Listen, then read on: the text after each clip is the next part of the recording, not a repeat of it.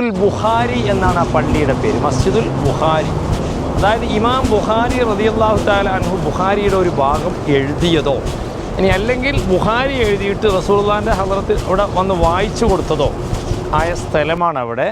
അതുകൊണ്ടാണ് മസ്ജിദുൽ ബുഖാരി എന്ന പേരവിടെ. നമ്മൾ ഖുർആൻ കഴിഞ്ഞാൽ നമ്മൾ ഏറ്റവും കൂടുതൽ ആധികാരികമായി പറയുന്ന ഗ്രന്ഥമാണേത്? ബുഖാരി, മുസ്ലിം എന്നുള്ളത്.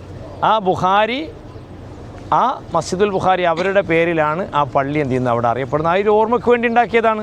അല്ലെങ്കിൽ അവിടെ ഒരു പള്ളി ആവശ്യമില്ലല്ലോ, ഇവിടെ എല്ലാവരും വരുന്നതല്ലേ. അതുപോലെ നിങ്ങൾ കുറച്ചും കൂടെ ദൂരം നോക്കിയാൽ ഒരു മിനാരം കാണുന്നൊരു പള്ളിയുണ്ട്, ചെറിയ പള്ളി. അത് മസ്ജിദ് അബൂദറിൽ ഗിഫാരി റളിയല്ലാഹു തആല അൻഹുവിൻ്റെ പേരിലാണ്. അവർ താമസിച്ച ഭാഗമാണ്, അവരുടെ പേരിലുള്ള ഒരു പള്ളിയാണ് മസ്ജിദ് അബൂദറിൽ ഗിഫാരി. ഇനി അവിടെ ഇങ്ങോട്ടേക്ക് വേറെ പള്ളിയുണ്ട്, മസ്ജിദിൽ ഇജാബ ഉണ്ട്, ദുആക്ക് ഇജാബത്ത് കിട്ടിയൊരു പള്ളി. അത് മറ്റൊരു സമയത്ത് നമ്മൾ വണ്ടിയിൽ പോകുമ്പോൾ ഇൻഷാ അല്ലാഹ് കാണാം. അപ്പോൾ ഈ കാര്യങ്ങളൊക്കെ ഒന്ന് നേരിട്ട് വന്ന് കാണുക, അൽഹംദുലില്ലാ. പിന്നെ നമ്മൾ മദീനയിൽ വന്ന് ഒരു ഹോട്ടലിൽ താമസിച്ച് പള്ളിയിൽ വന്ന് പോയി അങ്ങനെയാവണ്ട, എല്ലാം ഒന്ന് കണ്ടാൽ അൽഹംദുലില്ലാ റാഹത്തല്ലേ. അല്ലാഹു തആല നമ്മളെ യാത്ര അല്ലാഹു തആല റാഹത്തിലും സന്തോഷത്തിലാക്കട്ടെ. പിന്നെ ജന്നത്തുൽ ബക്കിയാണ്, പുരുഷന്മാരൊക്കെ ജന്നത്തുൽ ബക്കിയിൽ കയറിയിട്ടുണ്ട്. ഇപ്പോൾ പണ്ടത്തതുപോലെ ജന്നത്തുൽ ബക്കിയയിൽ നമുക്ക് കയറി പോയിട്ട് ഖബറുകൾ കാണാനുള്ളൊരവസരം ഇല്ലാത്ത രീതിയാണ് ഇപ്പോൾ ഉള്ളത്. അവിടെ മഹാനായ ഉസ്മാൻ ബിൻ അഫ്ഫാൻ റളിയല്ലാഹു തആല അൻഹു, സഅദ് ബിൻ മുആദ് റളിയല്ലാഹു തആല അൻഹു, ഹലീമത്തു സഅദിയ റളിയല്ലാഹു തആല അൻഹ, അതുപോലെ തന്നെ റസൂലുള്ളാഹി സ്വല്ലല്ലാഹു അലൈഹി വസല്ലം തങ്ങളുടെ മക്കൾ ഇവരൊക്കെ ഉണ്ട്. അവരൊക്കെ സിയാറത്ത് ചെയ്യാൻ വേണ്ടി അതിൻ്റെ ഉള്ളിലേക്ക് കയറലാണ്. സ്ത്രീകൾക്ക് ഇൻഷാ അല്ലാഹ് അവിടെ നമ്മൾ ജന്നത്തുൽ ബക്കിയിൽ പോകുന്നുണ്ട്. പക്ഷേ നമുക്ക് ഏറ്റവും കൂടുതൽ കാണാൻ സൗകര്യമുള്ളത് നമ്മളെ റൂമിൽ നിന്നാണ്.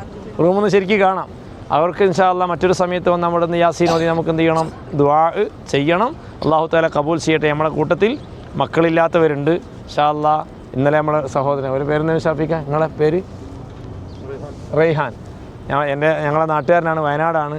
അവർക്കും മക്കളായിട്ടില്ല. അതുപോലെ നമ്മളെ സാബിത്തുക്ക, അതുപോലെ നമ്മളെ വേണ്ടപ്പെട്ട പലർക്കും അല്ലാഹു തആല സ്വാലിഹീങ്ങളായ മക്കളെ അല്ലാഹു നൽകുമാറാവട്ടെ.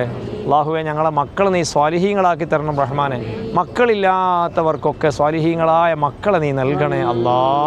ഹബീബായ തങ്ങളെ ബർക്കത്ത് കൊണ്ട് ഖലീലുല്ലാഹി ഇബ്രാഹിം നബി അലൈഹിസ്സലാം, മകൻ ദബീഹുല്ലാഹി ഇസ്മായിൽ നബി അലൈഹിസ്സലാം, ഹാജറ ഉമ്മ തുടങ്ങിയവരൊക്കെ ബർക്കത്ത് കൊണ്ട് നീ സ്വാലിഹീങ്ങളായ മക്കളെ നൽകണേ അല്ലാ. ഇൻഷാ അല്ലാ ഇനി നമ്മൾ അങ്ങോട്ടേക്ക് പോവുകയാണ്. നേരത്തെ ഞാൻ ആ സുബ്ഹാനല്ലാഹ് അൽഹംദുലില്ലാ അല്ലാഹു അക്ബർ ചൊല്ലണമെന്ന് പറഞ്ഞല്ലോ. അപ്പോൾ മാഷ് അവിടെ ഒരു കാര്യം കൂടെ പറഞ്ഞു ഓർമ്മപ്പെടുത്തി. ഇത് ചൊല്ലിയാൽ പണി വളരെ എളുപ്പമാണ് പോലും.